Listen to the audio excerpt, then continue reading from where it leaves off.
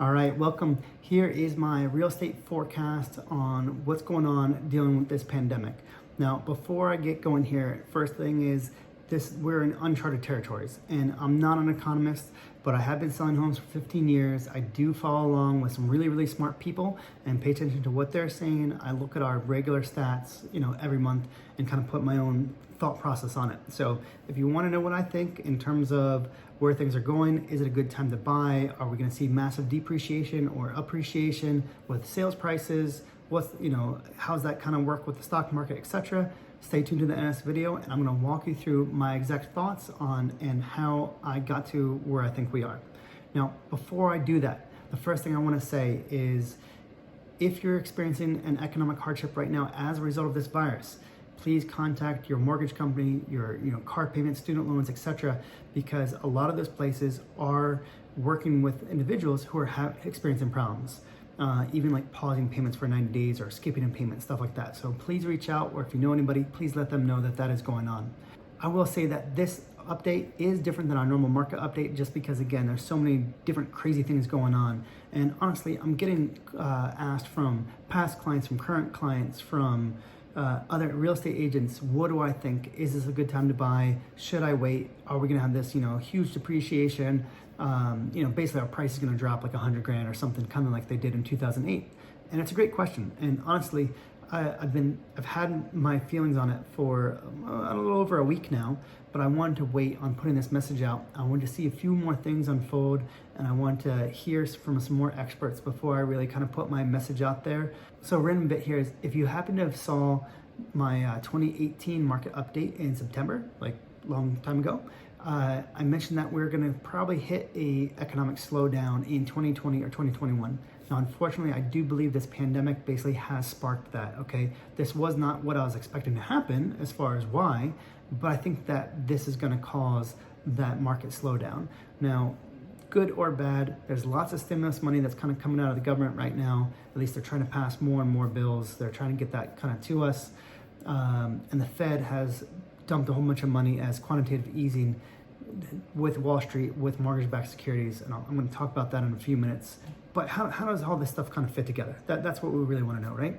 So here's the first thing I want to kind of say is, back before 2008, people were using their homes kind of like ATMs, right? They were doing cash out refis, and they're using that money to go on vacations, to buy cars, to pay down credit cards, just to kind of do maybe dumb stuff, or at least buy depreciating assets, not things that appreciated or made you money. So there's some other parts kind of went on is a lot of people use really creative financing, right? Negative amortization, option arms, all kinds of funky little products where they didn't have any skin in the game.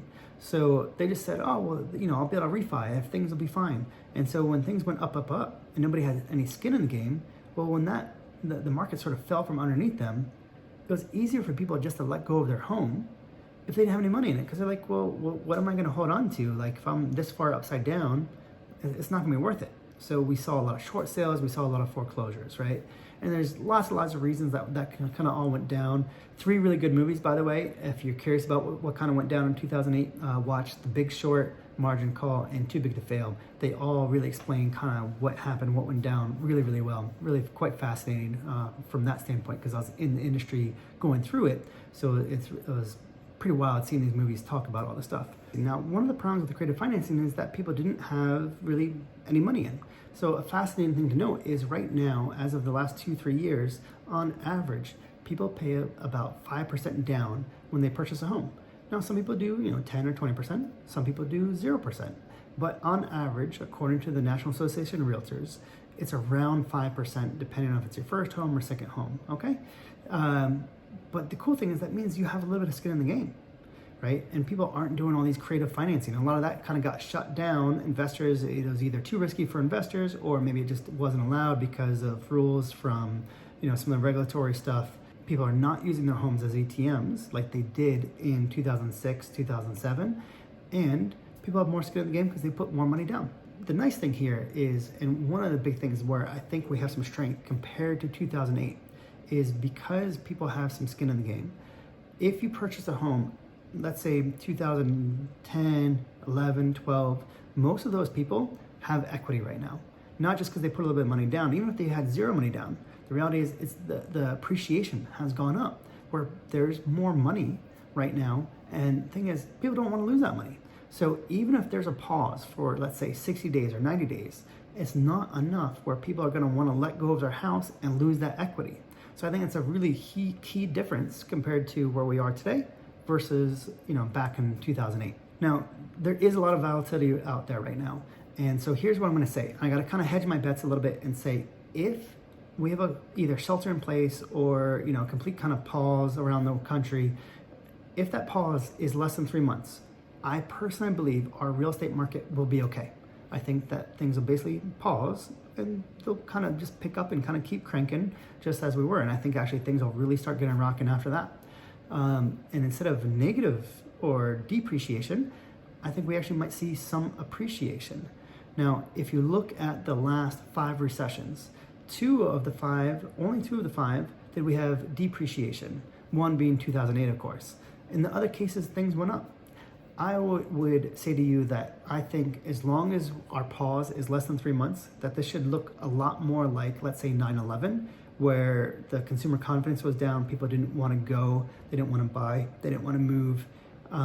Things are kind of a little bit more slowish, let's say. Now, you must be thinking, okay, but what if it's more than 3 months? That's a great question, and honestly, I don't know. If we go past 3 months in terms of things being paused, there's going to be a significant amount of economic damage kind of going around that could really stall out part of the real estate market. Now, it doesn't necessarily mean that we'll have huge amounts of depreciation, but what I'd say is it may take a little bit more time for us to start seeing transactions move over again. Okay, right now I think we're safe, but we're going to have to kind of see how things kind of unfold here. Let's talk interest rates a little bit for a second, because that's also a huge factor here. Is our rates have been crazy low. In fact, about 2 weeks ago, they were super low, and then they jumped up like a half a point or a point, almost overnight, practically overnight, and it was insane. Now, why is that? Well, the first thing is it's important to know if rates stay low and we have equity, buyers that is, or homeowners, they should be able to go buy their next house because they can sell, take that money out and use that as their down payment and afford to buy something because rates are low. Now, if you are a first-time home buyer, you also have some abilities because there's the Maryland Mortgage Program, there's the Veterans Affairs, there's USDA, there's either low down or 100% financing options that are out there. And again, rates are low. So as long as people start getting money, some kind of income again, then I do believe things will kind of get rocking pretty quickly and the market will take off. Again, this is all if we're less than 3 months.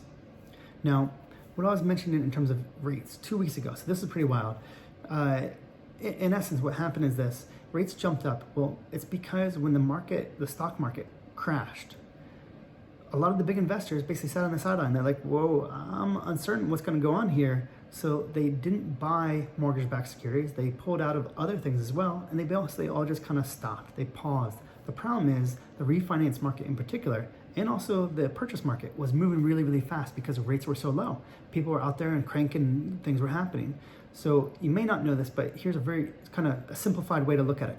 A lot of the lenders out there, your First Home Mortgage, your Fitzgerald Financial, a lot of these kinds of places, they have a big pot of money and they're going to give you a loan. They take money out of this pot of money and they're like, okay, loan for you, loan for you, loan for you. Now, as soon as your loan closes, they then sell those loans as mortgage-backed securities in Wall Street. So they sell it in Wall Street as a stock, basically, but it's backed by your collateral, your house. So that's what a mortgage-backed security is. Now, the thing is, because they only have this big pot of money, and though that money was going super fast because rates were so low, well, the thing is, when the investors stopped buying all those mortgage-backed securities, these people ran out of their pot of money. That was a problem. And so they weren't going to be able to handle more business, in essence. And so that was an issue. And so in order to slow that down, they jumped up the rates, because if they now can look more attractive to the investors to buy those mortgage-backed securities, number one. And number two is because they need to slow the process down. And if people pause for a second to not go refinance because they raise the rates, well, then they're able to have some time to try to sell some of those things off, okay? So that basically happened overnight. Now, in order to get some liquidity, in order to get that stuff moving, and for our real estate economy not to kind of come to a screeching halt, the Federal Reserve basically stepped in on a Sunday night, which is not normal, but it was pretty awesome. They stepped in and said, okay, we're going to infuse $700 billion as quantitative easing. Now, 200 of that 700 was to go to buy mortgage-backed securities, which again, remember I said it was a liquid problem. So by scooping up 200 billion of it, or promising to buy those, we could the investors gain some confidence.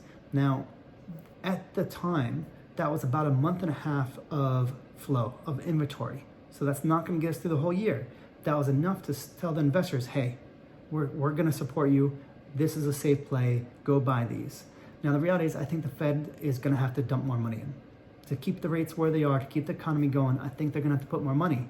The thing is, if they put it all at once, I think it could have been detrimental because it could have scared the investors. So I think it was a smart play. I would have liked to have seen more like 300 or 400 billion versus the 200 of that 700. But be that as it may, they did something, and the fact is it worked. The stuff kept going. We saw our rates come down a little bit, not to where they were, but things are still moving. So here's my big takeaway, right? Is the Fed's putting money in, our interest rates are super low, people have more equity, the creative financing isn't where it was, and basically, as long as this only goes a few months, I don't think we're going to be in a 2008 situation. I think that we may actually have the opposite. We may actually have a home shortage out there, and just simple economics, supply and demand, we actually may see some appreciation because there's not enough choices out there. So it could be actually a really competitive market for sellers, and it's going to be quite interesting. So keep your eye on that. Now, to the question, should you buy a home? Is it a good time? Well, the first thing is, I think you can see from my logic, I don't think the market's going to crash. So I think you're safe there. Is it the right time? That I don't know. That depends on your timing and what you're trying to do.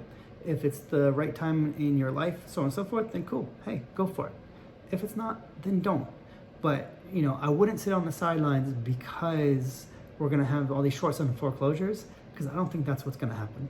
So that's my take. We'll see if I'm right. I hope that makes sense. If you have any questions or you want to talk about it, let me know. I'm Brendan Spear with Caprika Realty, and thanks for watching.